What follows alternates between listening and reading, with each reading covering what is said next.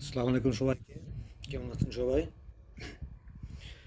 নতুন একটা প্রজেক্ট নিয়ে আসলাম। সেটা হচ্ছে এটা ডিসপ্লেতে যা দেখতে পাচ্ছেন এভিআর হেক্স লোডার। তো আমরা সাধারণত যে কন্ট্রোলারগুলো প্রোগ্রাম করি, যে কন্ট্রোলারটা এটা আমরা ইউএসবি পোর্টে কম্পিউটারের সাথে আমরা কানেক্ট করে কন্ট্রোলারে হেক্স আপলোড করি।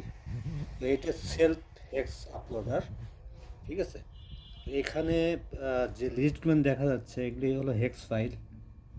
তো এই হেক্স ফাইলটা রান হবে আর কি এসডি কার্ডের মাধ্যমে। এখান থেকে স্টোরেজ যে হেক্স ফাইল আছে এগুলি সে ডিটেক্ট করে ডিসপ্লেতে দেখাবে, ঠিক আছে? তো এইটা কেমনে প্রোগ্রাম করে একটু দেখায় আপনাদের। এটা আমার কিপ্যাডের মাধ্যমে কমান্ড দিব আর কি। তো এ চাপলে আমার প্রোগ্রামিং মোডটা চালু হবে। এখন ব্লিঙ্ক করতেছে, এই তো চালু হয়ে গেল প্রোগ্রামিং মোড। এখন আমি এই 5 নাম্বারটা সিলেক্ট করব প্রোগ্রামটা আপলোড করার জন্য।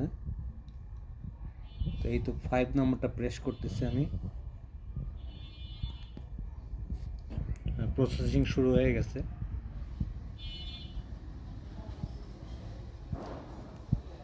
Writing plus,